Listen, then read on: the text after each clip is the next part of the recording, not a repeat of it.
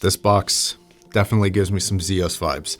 This is the box for the Moondrop Illumination, which we're going to be reviewing today. Quick disclosures here. Oppos, the audio store, sent this out. You can find links to this product in the description down below. Moondrop did not have anything to do with this review, and I'm not being paid, asked, or otherwise influenced to say anything good or bad about this product. All thoughts and opinions here are my own.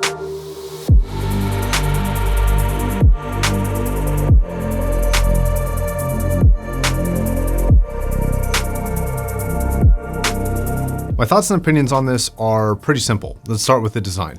I find this to be a slim, pretty efficient design that a lot of high-end companies should be taking notes of, that a premium IEM doesn't have to be a huge IEM. This IEM is one pretty uniquely designed with the gold accents, and it's got this kind of bicentennial man feel to it.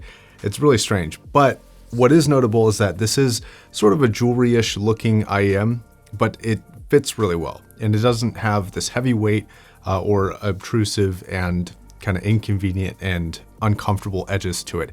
It's really pretty smooth in your ear. I wouldn't call it the most comfortable thing ever, but it's certainly far from an uncomfortable IEM, which unfortunately as you get higher in price seems to be more and more common. It's weird. Now the unboxing for this is pretty good. This does come with a single slightly twisted cable that has a very unique termination, but we have seen it before on the Dita Dream XLS IEM, which is also a premium priced IEM.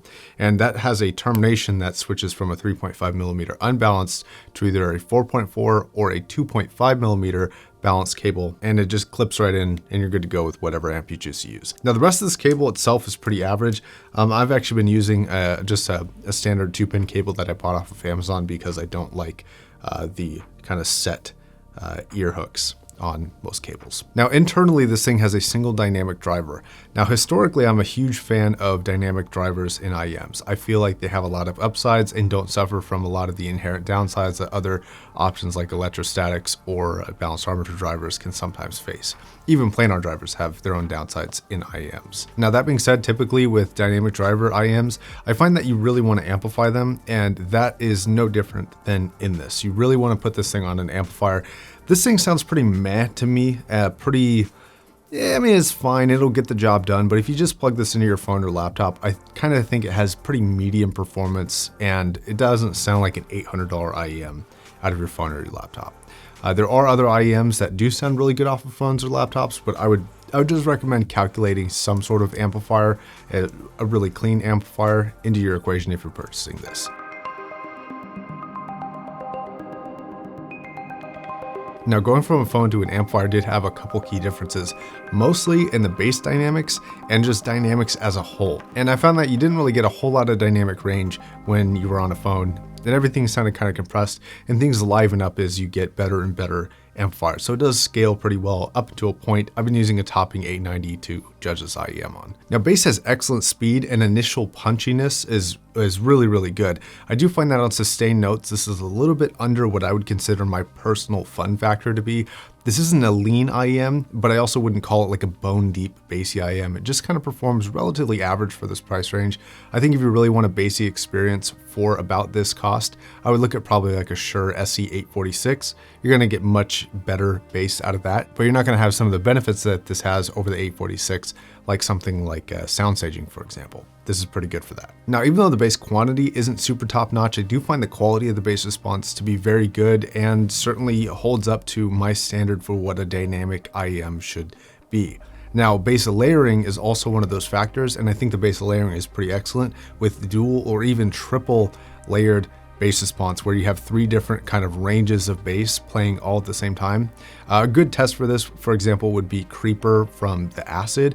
This has really punchy initial hits and low-end sustained notes, and this can do both of those really cleanly simultaneously, which is really excellent to see. That's something that not every IEM can do well, but these handle it pretty easily. Now mid-range is another facet that I think has pretty good performance with not too many negatives. It's maybe not exactly the top tier, but I find that it's pretty well-rounded and pretty good.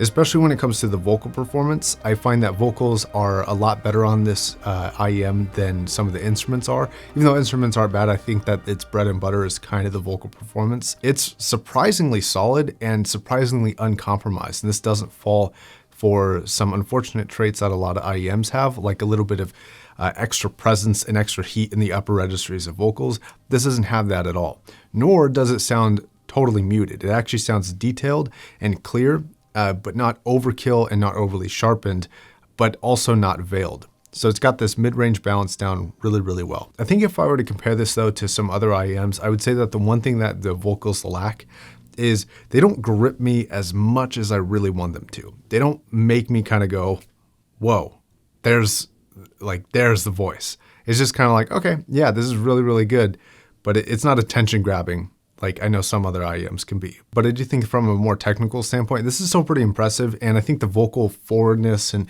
grippiness thing is totally going to be up to personal preference. So your kind of mileage with this is going to vary a little bit from mine. Now, treble response is odd because I'm not upset at all by it. It doesn't irritate me or frustrate me in any way. It doesn't have any real negative characteristics similar to everything else.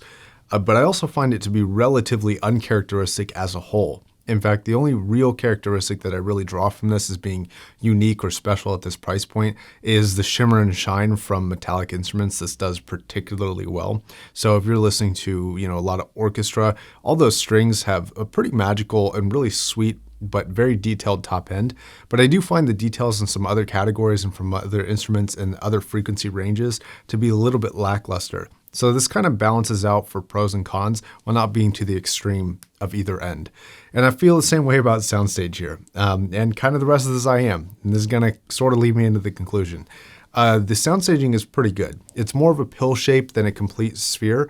So it's a little bit more on the edges and kind of a little bit in front and a little bit in back, but not super deep either way. But for an IEM, it actually has a pretty good outside your head sound signature. While I find this IEM to be a very sound, very complete, very kind of jack of all trades sort of IEM, it also doesn't have any particular features that I consider to be massive upsides or big selling points to this IEM in a way that I'm like, yeah, if you want this specific thing, get this IEM. And in fact, I think if I analyze every other category, I have an IEM in mind that I would rather have over this, but I do think that overall this performs admirably in basically every category with no major downsides. Now that being said, with that conclusion, I think that the $800 asking price is pretty high for this thing. I'm really expecting things at $800 and above to do, everything really well, and then maybe a couple things better than a lot of the other competition, or just great performance in every category, and that's its trait. But this is just good in every category. It's not bad, it's just good. So I'd really like to see this personally around $500. If you can pick this up on the used market, I think that would be great. And personally, I'm much more impressed with the value proposition of their lower end IEMs, like their Starfields. I think those are highly recommended. That's going to be it. Thank you very much, Applis, for sending this out. Thank you very much for watching. And until the next video, my name's Josh, signing off. Peace.